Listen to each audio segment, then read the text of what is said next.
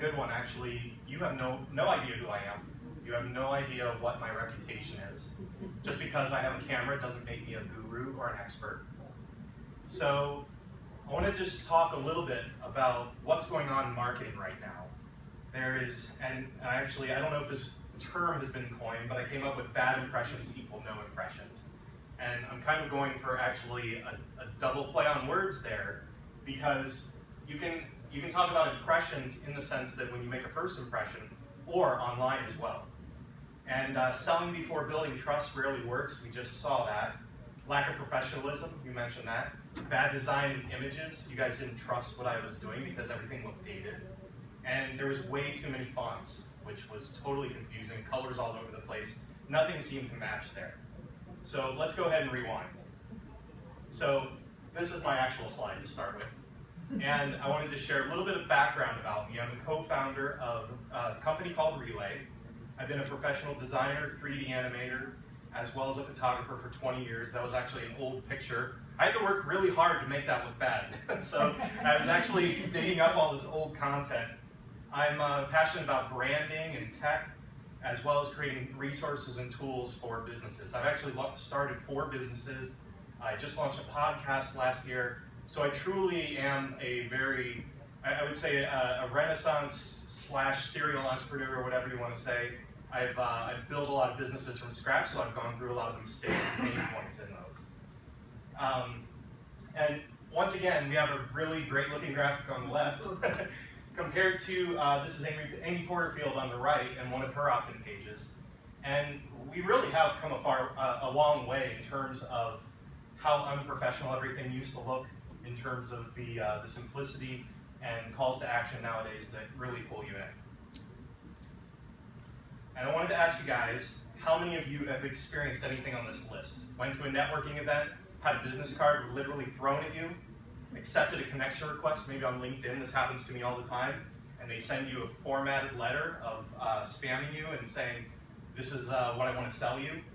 I actually have given my card out to people and end up on newsletters.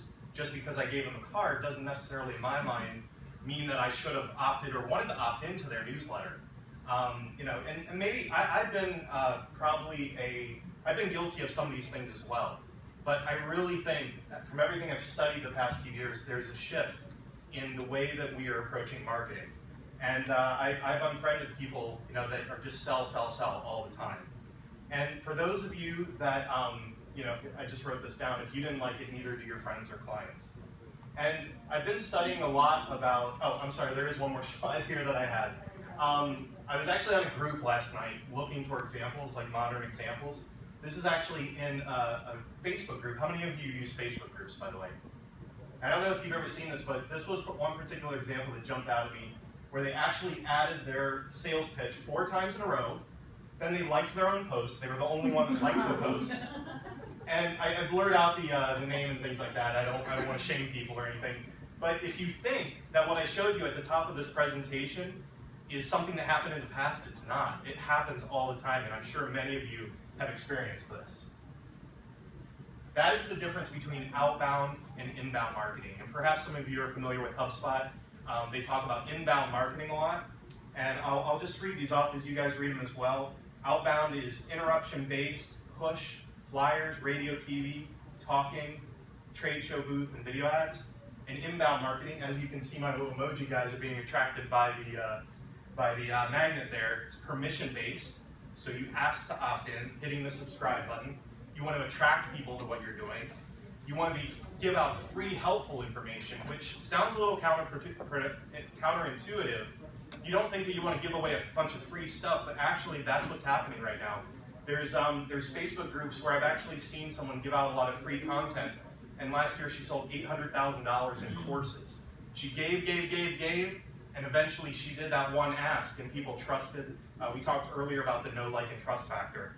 Compared to trade show booths, we have public speaking and video content versus video ads. So you're not promoting at people, you're kind of pulling them in. And here's that know, like, and trust factor that we were talking about. I won't read all these off, but you can kind of see the funnel. And most of you are probably familiar with this, so I'll kind of go through it fairly quickly. But you can see as we move from left to right, all the different questions that people might ask you. And then on the right side and bottom, I have a hashtag fan for life. That's where people become those raving fans that some of us were mentioning earlier. Today's customers communicate with their channel of choice. Now, I am part of a startup this past year. We just launched in November, and I saved these on the right. We have a support email. People actually don't email me on support emails. They send me private Facebook messages. They post on my Twitter wall, like just, you know, hey, I was thinking about doing this, and they post it just in public, and they expect a reply very quickly. So definitely, they choose the channel the way they want to communicate with you, whether that's through email, phone, and I've definitely experienced this myself. I try to respond as quickly as possible on the channel of their choice.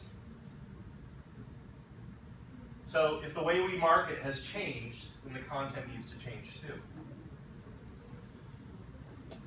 And I made up a graphic of the evolution of content in the way that I see it.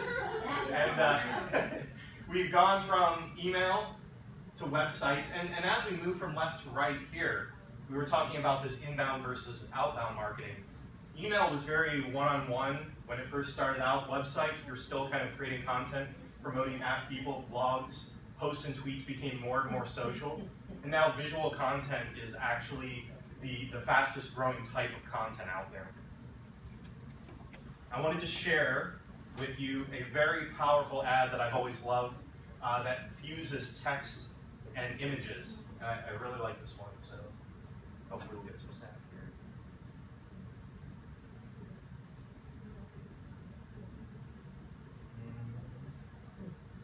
I'm gonna unplug this.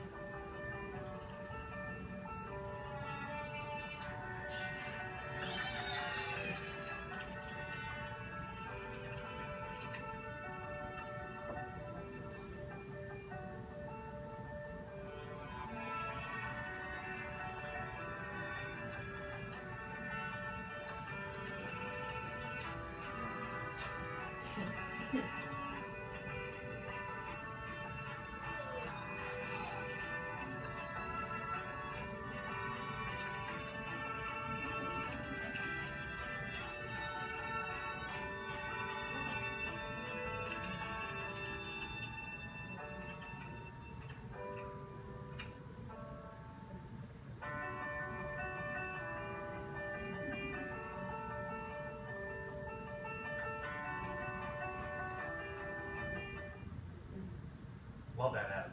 Actually chokes me up a little bit. It's such a cool ad. It's so good. And so emotional, but you can see that the visual content with the music. See, we got a crier back there.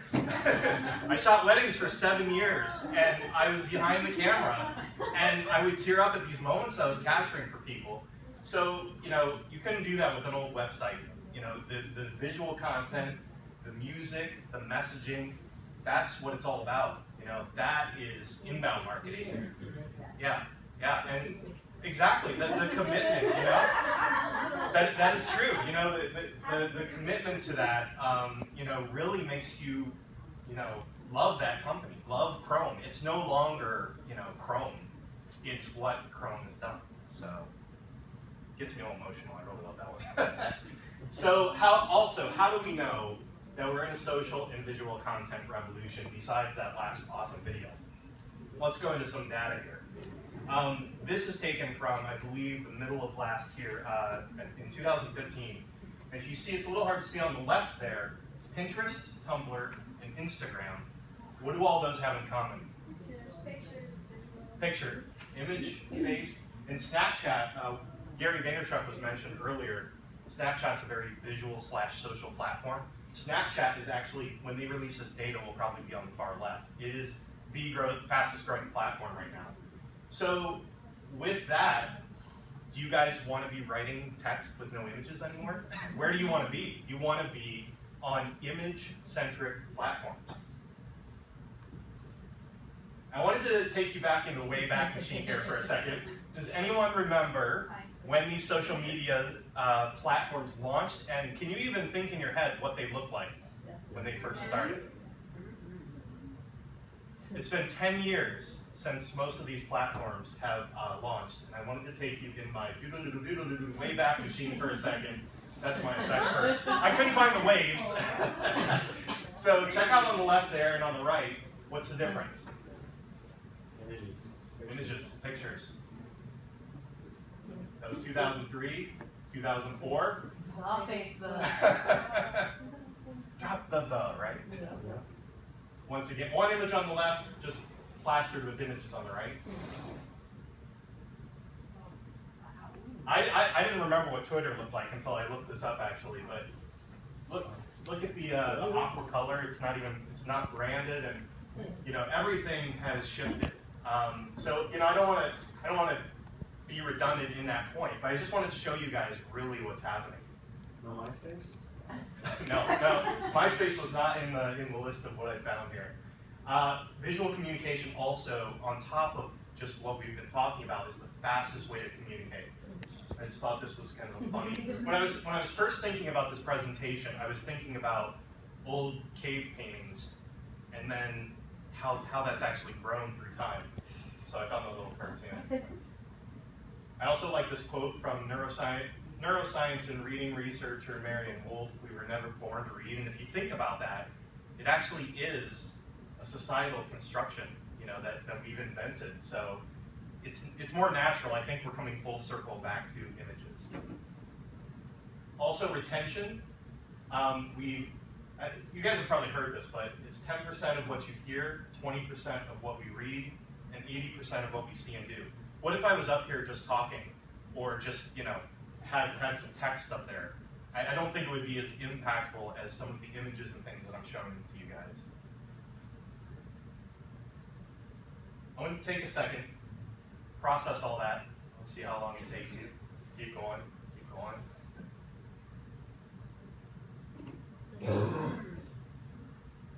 How long did it take you to process? Do you believe that we can actually, just by looking at an image, it's just like that, right? You gathered all the information, even more than you needed to. It could have been a rotten apple, we don't know, but you can kind of see the difference there of how fast you process that information. So we said your brain processes visual info, but it's actually 60,000 times. If I had clocked you guys, it was actually 60,000 times faster than that text. I have no idea what that is on the right. I just looked at brain eyeballs, and that's what I came up with without being gross. I love this graphic too. We were talking about the cave paintings. What are we using now, right? Emojis. So what state are you from? Can you find your state up there? I just thought that was kind of fun. I think we're the book. I'm assuming we're the book.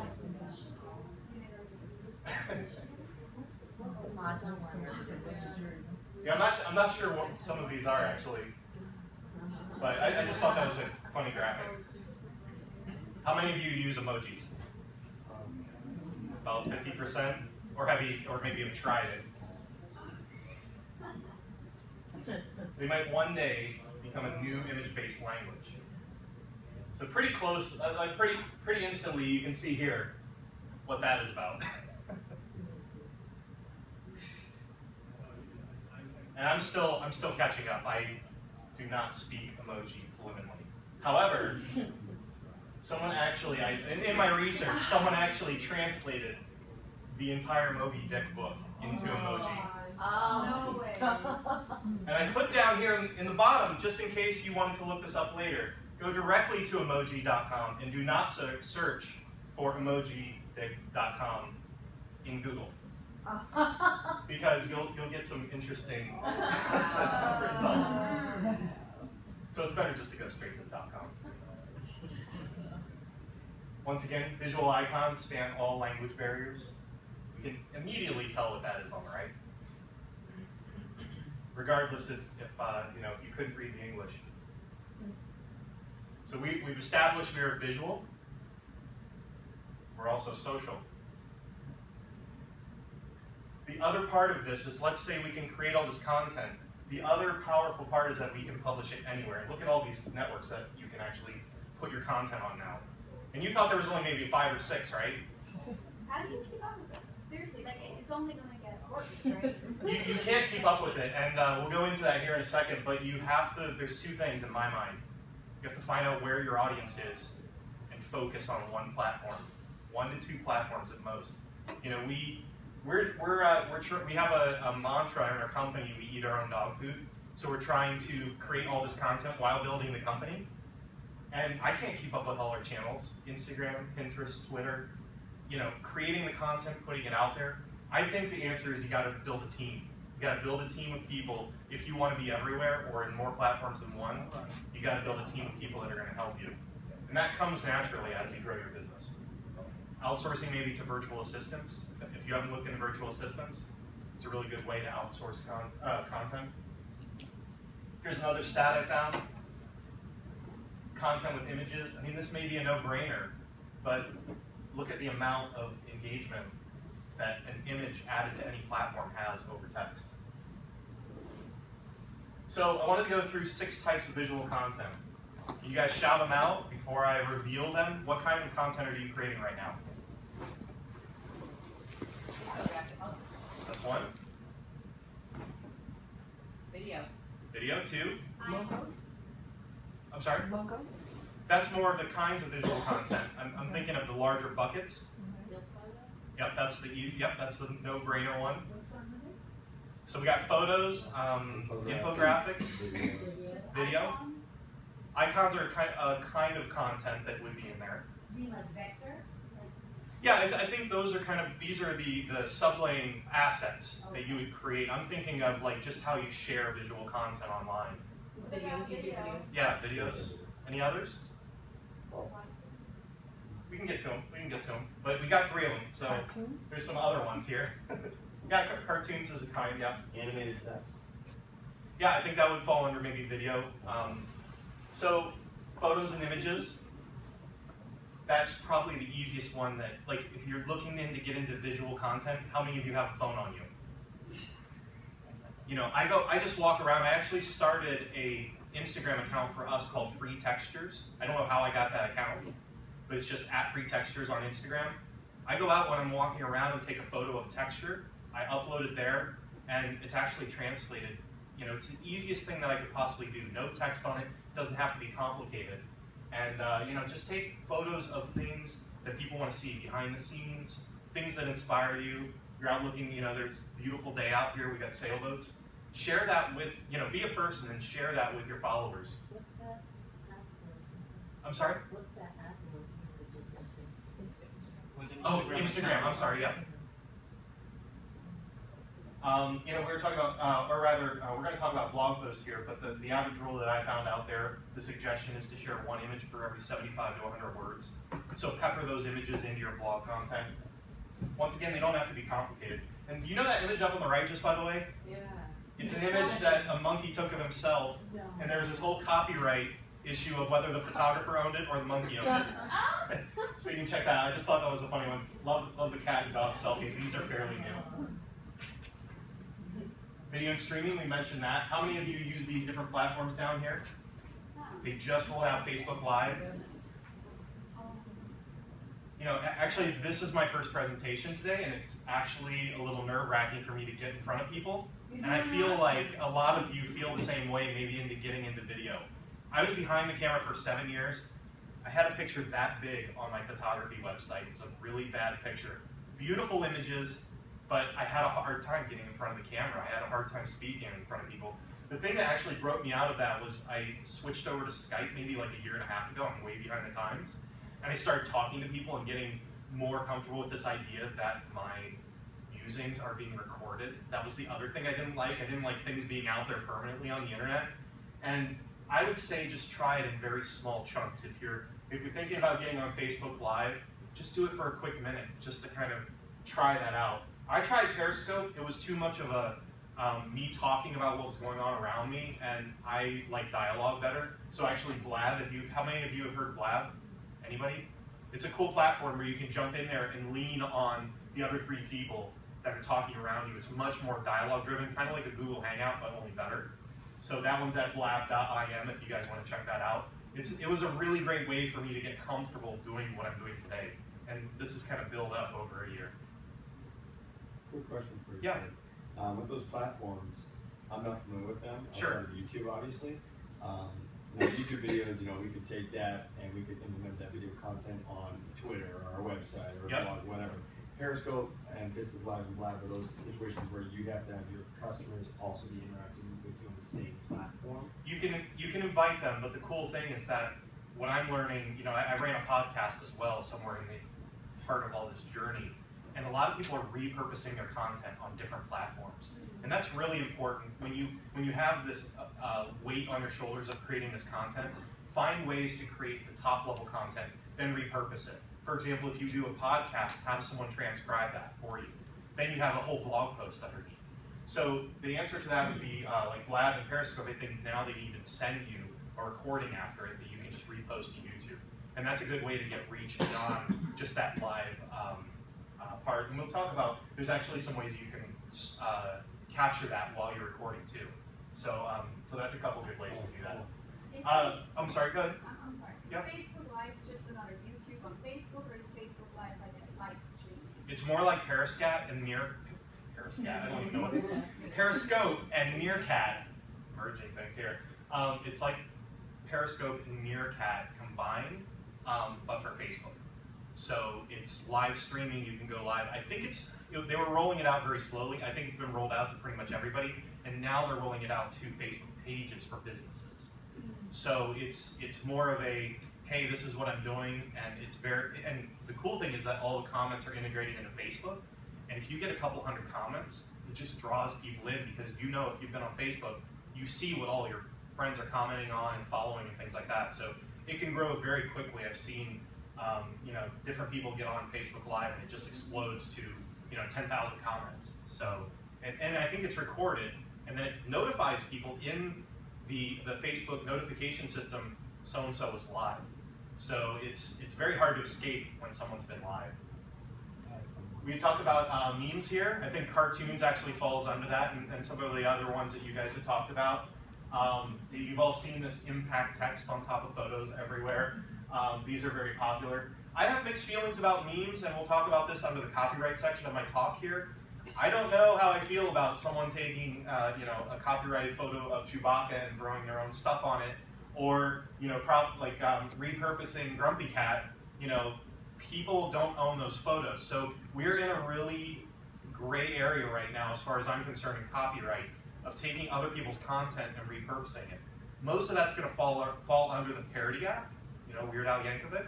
But with that being said, you still want to generate original content.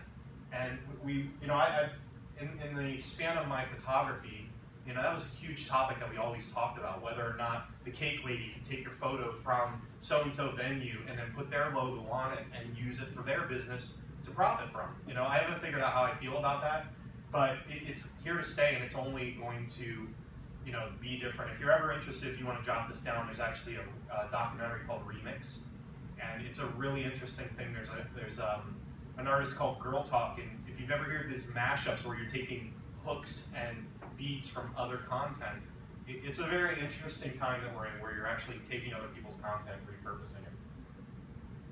Screen capture, this I think will speak to what you were talking about before. This is definitely its own, in my mind, kind of visual content, where these are my two favorite apps that I use, ScreenFlow and Skitch. When I'm doing training videos or anything like that, or if I want to record something that isn't really easy to record if it's a live stream and I'm not going to get a link, that's a really great app to use. The other cool thing is you can add all kinds of annotations and arrows on top of it to kind of point at what you want to talk about. Infographics, we mentioned that right off the bat. You guys are all very familiar with those. The best thing about infographics is it takes complex data and turns it into visuals.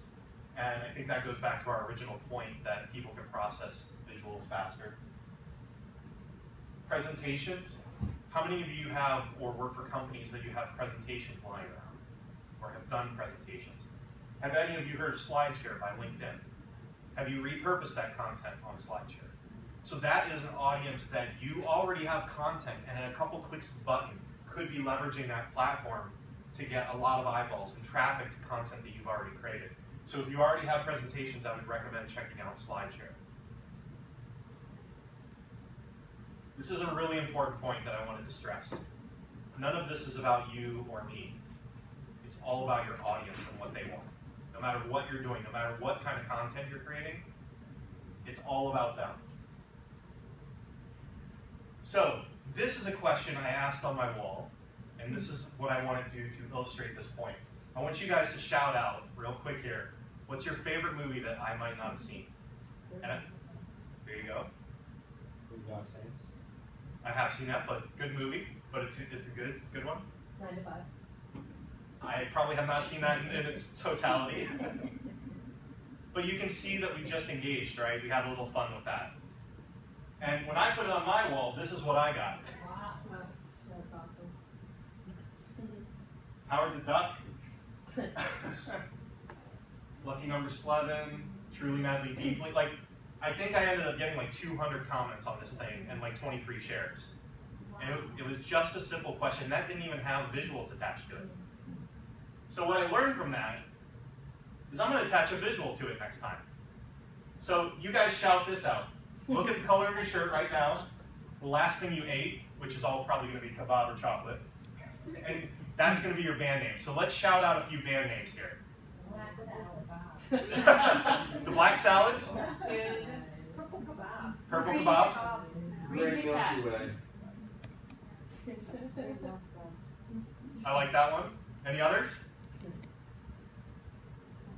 So this one, once again, I think this got 100 comments on it. And I started working in the emojis just to kind of attract people that, you know, wanted to instantly see those. And I'm going to give you one more. I want you guys to shout out whatever comes to your mind. Replace one word in a movie title with the word bacon. You got one back there. What is it? Bacon drugs, huh? That's a good one. Bacon Crashers. Nice. Lord the bacon. That's a good one. I like that one. There's a couple in here. Raging Bacon, Bacon to the Future, Gone with the Bacon, The Bacon Bride, that was particularly popular. The Good, the Bad, and the Bacon. So these are really quick graphics. Imagine the power of infusing. And you know, I want to make a point here. This is not for every brand. If you're a lawyer and you don't want to engage people, or if you're a dentist and you don't want to engage people in bacon talk, it may not be for you. But the point is that it shows personality, and you actually you get a sense of what your customer is interested in. Not everything's going to work, but the ones that do, you can create more of that content. It's not about you, it's about the experience. So it's not about you, it's about your audience. It's not about you, it's about the experience. And we had a little experience here, and I think that was fun. I heard some laughs.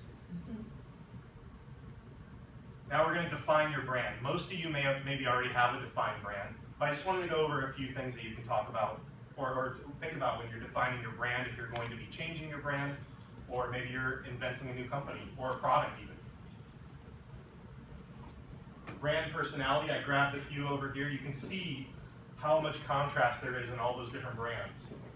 We've got a rugged one on the left, bottom left, top left, Apple. Top right, that's Old Spice. If you've seen those commercials, those are loud and in your face. So when you think of your brand, think of the adjectives of what you want to convey. And I think that'll really help. And this could even be when you're creating these images. It doesn't have to be just about the brand. When you're creating that image, you know, is bacon premium or inexpensive? You know, is it masculine or feminine? Ask those questions when you're defining the type of content that you want to share. Colors. If you've ever seen these types of color charts, colors definitely have meaning. I won't go too deep into this, but you can kind of do some research on this. It's called the Color Emotion Guide, and see where your colors of your brand fall in that category. Customer niche. This is really important when you're defining who your audience is. You want to go deep down as far as possible. You don't want to say, my customers are small businesses. You want to say, my customers are small businesses that go bowling on the weekend. They don't buy magazines. Their shoes are 10 years old. Whatever that is, you want to define and go as deep as possible when you're defining who your target audience is. So I made some of these graphics just for fun, the underwater basket weavers.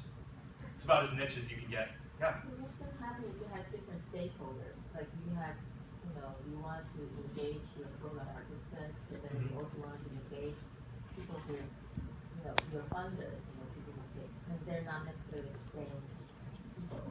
Do you mean through social media or Yeah, how are you engaging them? Yeah, well, that's my question is that, so we may have to use different communication channels. And I can't have one message for all. Well, I don't think there's anything wrong with breaking up your message and segmenting out those people into buckets. So, if you have someone that is much more formal, you can promote formal presentation graphics to them. And then if you have a segment of maybe your B2C customer side of your business, you can maybe have a little bit more fun with that. But you can define that for your audience for sure. So it'd be multiple niches within the niche that you're going after, if that helps. So we talked. I actually was good. You beat me to it, but this is awesome. Let's talk about some of your niches. I want to have a couple of you who are comfortable explain to me who your niche is, and let's see if, as a collective, if we can go any deeper.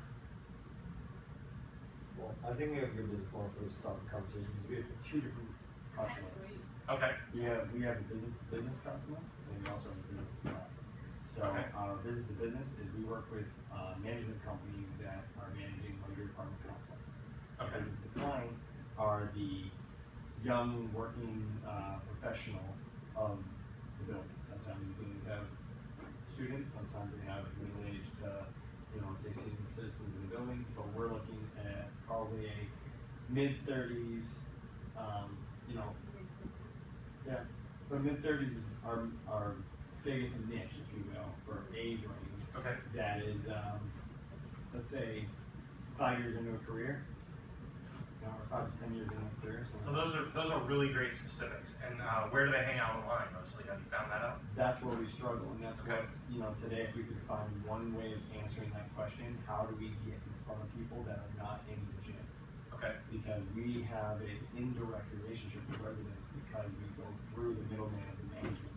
So we can't get emails of everybody in the building. Unless we have the chance to interact with them at some Okay. point when they, opt So in. we'll have events in the building that we run, and we'll try to, get emails that way, but not everybody goes to the events. So if we have 350 residents in the building, and only 20 of them are running events regularly. How do we get in front of the other 330?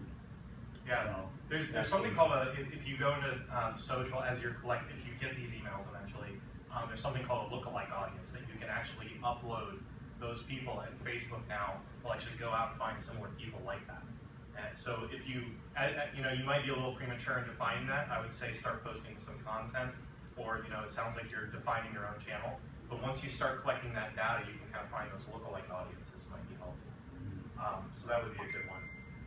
And I don't know how much time do I have here, so I don't know if I'm ahead or behind. 350 months. Yeah. Okay, great. So here's another one, keep assets consistent in all marketing. This is really important. So I'm going to speed up just a little bit here. Company name and tagline, we were actually talking a lot about this earlier. When you're creating your name or creating your project, you want something easy to remember, spoken and understood without explanation, not already trademarked.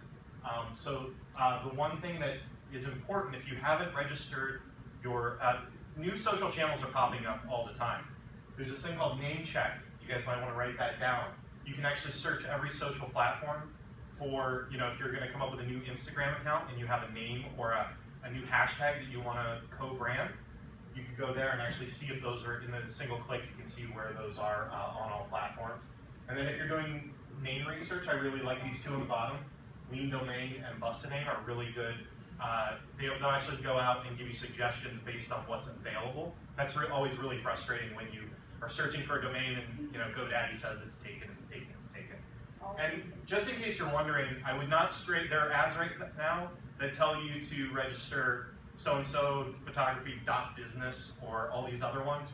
I would just stick with .com and be creative in what you can do with .com, and just add short modifiers to the name that you want. So you can put the words online or go or get. There's a lot of modifier words that you can add if you're struggling with getting a domain name. This is that free texture account I was talking about. This is just, I took a picture of a ceramic bowl at our house. I'm posting these. This was actually one of the very first I posted, got 32 likes.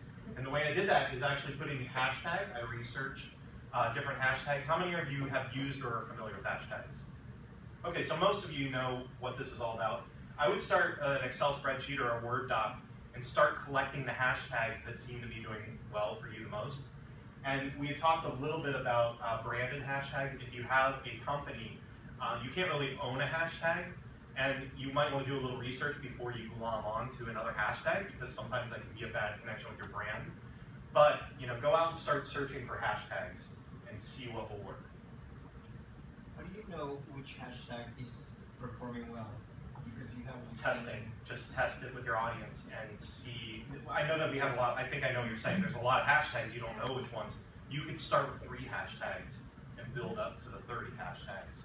So maybe you start with 3 here, 3 different ones, 3 different ones. My short answer to that is I don't really care all that much as long as people are interacting with the content. I'm just out there testing right now, and eventually something will bubble up to the surface. But that's just me. Testing is the best way to know for your audience. But also, the other thing you can do is tag an influential person or a brand with the @ sign. So I would try maybe 5 hashtags and then tag 3 people. You never know if they're going to share it to their 100,000 followers, and that can really, help posts go viral. I just want to add to that. Sometimes when you have like fitness professional or even whatever you do, and they have people that inspire you that are in the same community. Like you use one of their sayings and take a picture of it. Oh, like Yep. it's using my Hydro Flask, like love it, and then you add Hydro Flask. Definitely. So much. And they might repost, and then everybody in their page will probably be. And I wanted to get into the content portion of this too. I'll try and go through these pretty quick. I created a bunch of slides for this because I wanted to add massive value. I hope you guys are enjoying some of this, but I want to get into the guts of what this really is, the content creation part of this. Before we start though, I want to preface this by saying, don't spend too much time doing this. Done is better than perfect. I actually ran a podcast. I would spend hours on the graphics, and people liked the podcast, but it was like, I got 4 or 5 likes here, 30 shares here. It wasn't making it go viral. The quality of the graphics were not what made it go viral. It was the content.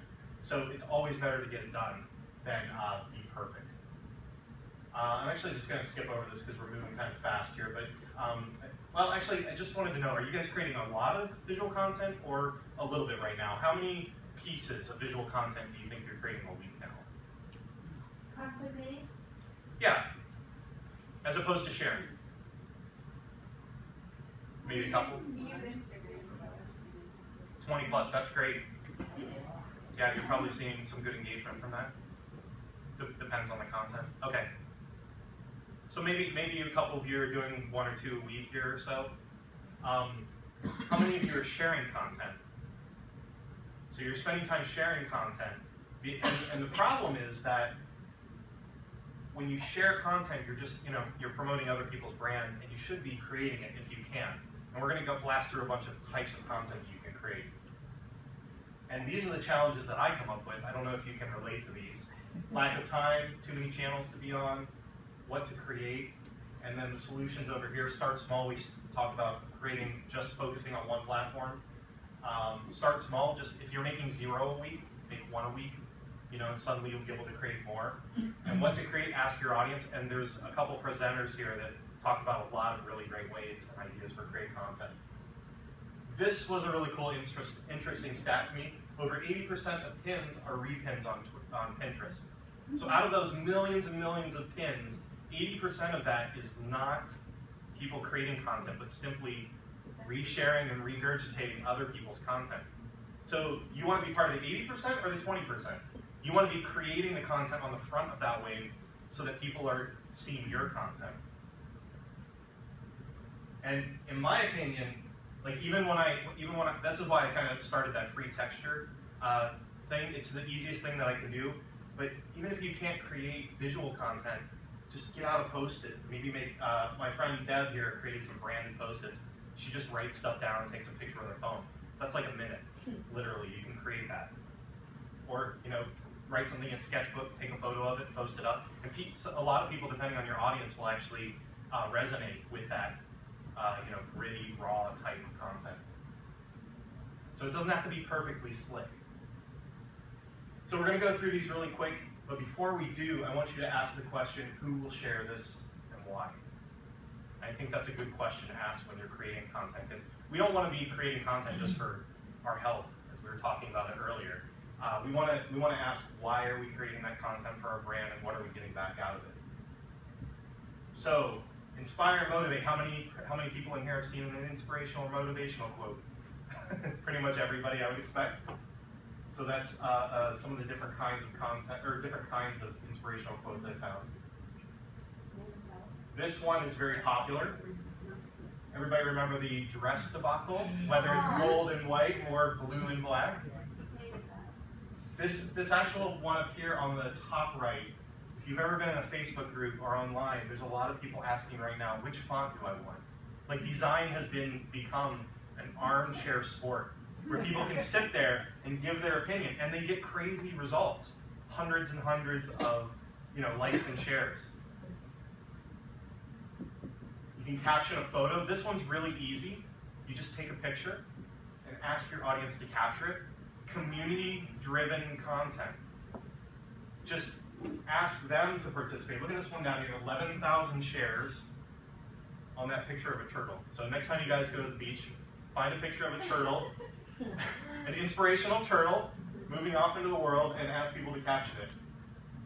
They get 300% more, they're read more, I'm sorry, the copy underneath when you post these, we talk about captions, are read much more, sometimes even than the photo themselves.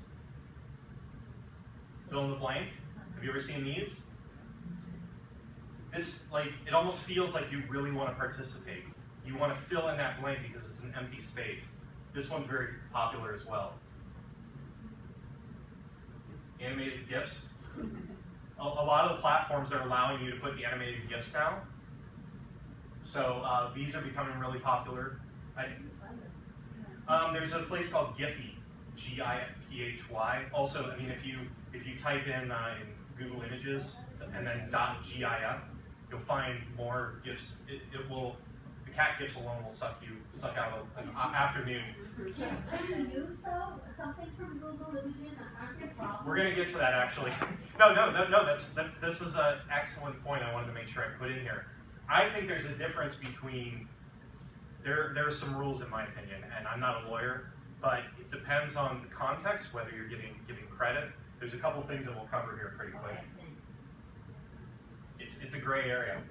Mood boards, this one on the right was actually created in our software, which hopefully I'll get to here at the end. I actually just dragged in some images here, and mood boards are huge on Pinterest.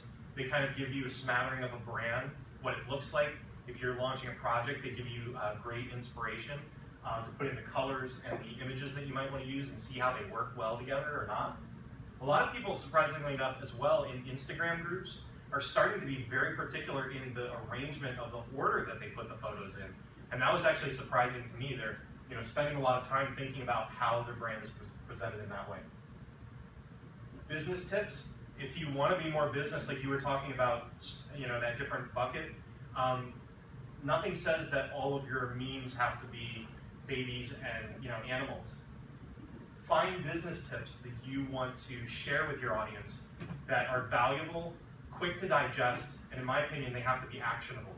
Because it's not going to be fun if you guys learn a bunch of stuff from today and you can't implement any of it. We want to be able to take action and find something that moves our business forward. I think that's a really important point when you're creating these business tip graphics. IHOP just released on March 8th, they picked a bunch of different names and the variations of those names and tweeted out custom animated graphics. What do you think happened when these people got a custom animated graphic of pancakes with rolling syrup over it with their name on it? They either freaked out because they're like, how did this happen? Or they thought it was really cool. Because They went in and actually just took their names from the data and created those custom graphics. I was actually doing this a while with custom birthday graphics for people, and until I was doing like 30 a day, it was out of control. But I was creating card graphics with people's name on it, and just the reaction that I'd get when you would put someone's name on it, it's a really great way. And it just doesn't have to be graphics. You know, I think you guys know that when you personalize something, we talked about the send out cards, you get a lot more engagement from that. Testimonials, I think this is a really cool tip that I don't see people really doing this. Think of the 734 Yelp reviews and picking the best of those and turning them into graphics on the right. Are you allowed to do that, like in terms of copyrights? If somebody writes it, like can you use it as a marketing tool without asking for the permission? I'm not a lawyer. I would not take their photo without their permission. However, you don't have to put their name. You could say Melissa H. Yeah, I actually put her full name there, but you could put Melissa H, or you could remove the name completely. I think that just goes back to you can consult a lawyer or gauge your level of comfort for your business and how you feel about it. I think that people, and just sharing those quotes without the name, I don't think there's any harm in that. I think it's something someone said about your brand, and you're lifting them up in a positive way. So now, if you took something someone negative said and put their picture on it, and kind of retaliated in an image, maybe that wouldn't be good. But I don't think anybody would have a problem with just a quote. So if you're concerned about that, I would remove the name maybe. Tag a trend. This is another thing I came up with this past year. I don't know if other people do this, but I'm in the space of creating graphics, and we'll get to that here in a second of the tool that I've created. But if you look on the right here, you can always see these trending tags. If you truly want to leverage an audience to actively engagement in that moment right now, go to Twitter. On the left side, you'll see all of the trending hashtags. Grab one of those hashtags, create a graphic quickly. And I say quickly, right? We're going to get to that, how you can create these quickly, because it doesn't sound like you can create it quickly. It sounds hard to create these graphics, and it does take time. I've been doing Photoshop for 20 years, and it used to take a lot of time. But you take that, you create a graphic around that, and you tag it and put it up there with a hashtag. Just one warning on that, make sure to research what it's actually about. Yes. That's Yeah. important. Yeah, you don't want, like, National Day photos, which I'll show you here in a second, are pretty safe. Brownie Day, that's pretty safe to know what that is. Something that's more obscure, you might not want your brand associated with that. So don't just grab anything, obviously.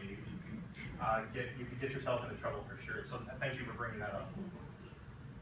How-tos. This one on the right was just trending late last night. I found that one at like 2 in the morning or something like that. But these are just different how-tos. People love them. And once again, how would I explain what this is in text? Just text, no image. How would I explain any of these just in text? It would be a couple paragraphs of text. But instantly, you can immediately know what most of those are about just by looking at them visually. And I wrote this down. When I think of these, I want to create a wow or I want to do this factor. Whether or not they actually execute is is debatable, but yeah. But how do you explain different channels? For example, you vertical one, you can work on Twitter or... So I'll actually show you that. This is, so not to spoil the surprise, but I actually have a tool that does all this in seconds. I'll show you guys that here in a second. But I wanted to add massive value first before I kind of show you what I'm up to this year. FAQs. Look at those boring, sad FAQs on the right side. Take those and actually create a graphic and lift those up into your feeds. Cinemagraphs. I'll just let you guys look at these for a second. I've actually known about these for about 5 or 6 years. It's a mix of a photograph with a little bit of animation in it. And if you go to Flixel.com, I really like this one. Just the hint of the water drops off of there. It's fair. Yeah, and this is another type of content that I think is going to be really popular. It's a mix of that, and there are apps that are coming out. They're all going to start competing with each other on the phones, I think, eventually. But it's a really interesting way where you can create a video and freeze some of it. This is the national days that we were talking about here. There's like 3 or 4 national days for every day now. So you can go in there and actually choose the one you want. That's on the upper right there. That's one that I created, got a lot of engagement. And I just go out and I search for, you know, my opinion is that, you know, if somebody said something or a quote, and I don't necessarily want to quote them, I change it and make it my own. I change like 50% of it. So I saw a quote that was similar to this that said, you know, I always eat the cookie dough before it makes it into the oven. So I made it my own. I added a picture of cookie dough or cookies in the background, and I tagged it National Cookie Day, and that had like 20,000 people tweeting on that day about it. The nationaldaycalendar.com is where you want to go to actually look these up and pick them. I really like this one, quote up here. I actually did it today. I live tweeted some graphics for Learn Sleep, or is it Sleep Learn, one of those. I actually took some of the quotes of some of the speakers today that inspired me, and I actually quoted them and put it on my Twitter feed, and then hashtagged the event today. I went to see Gary Vaynerchuk, did the exact same thing. I actually took a picture of his book, a picture of him, took a quote from that night that he said, I wrote it down, and actually when Damon John was actually, when he was launching his books, I did the same thing, grabbed a picture of his book, and this is, you know, promoting them. So I didn't ask the man from Shark Tank if I could quote him, but, you know, whether or not he saw it, I don't know.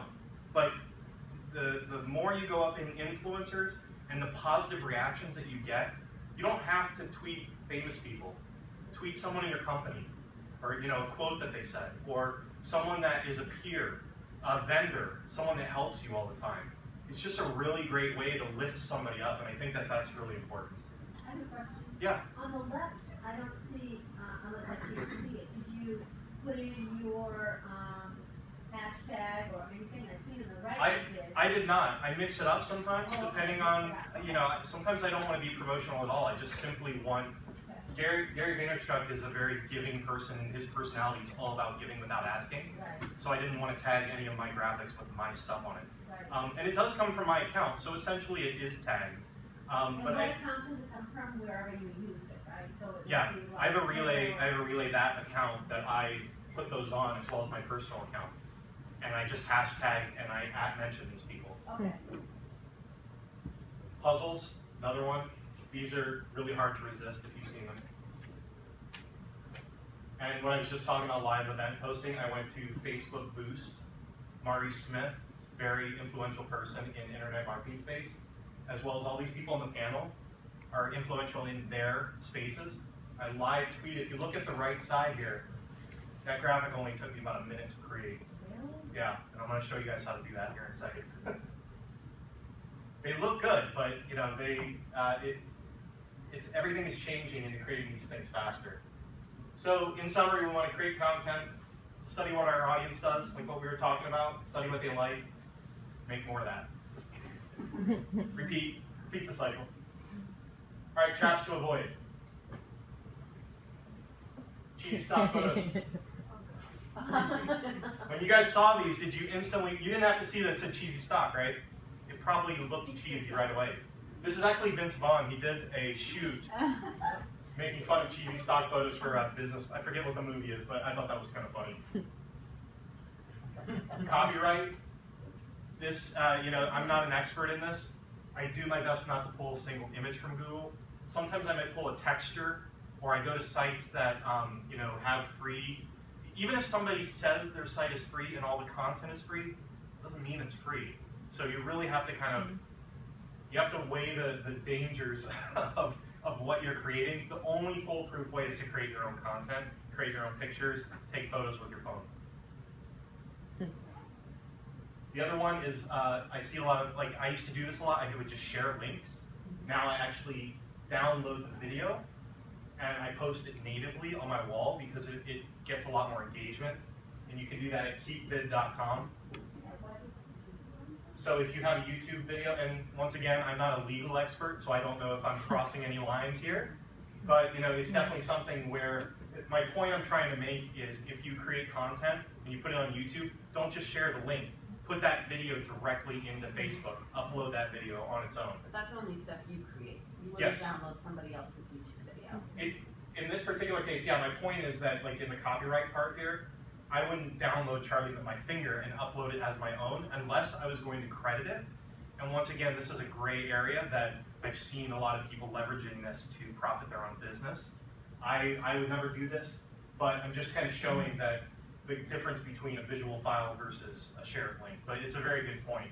And once again, you know, you have to consult a lawyer on the rules and all this, and I'm sure everybody has a different opinion. I've seen huge accounts like a pet food chain that just grabs content at bulk and uploads it just so that they can get a bunch of engagement. It has nothing to do with, you know, pet food or anything like that. It's just viral videos that they found. So yeah, I have mixed feelings about that for sure. Okay, so this is my software that I created, I've been working on. This image here, I uploaded a single image and it repurposed all that for every platform in a single clip. So these are all optimized for every platform. And I can show you guys at the end here. Once again, I didn't want to be self-promotional, so I wanted to go through all the valuable stuff here.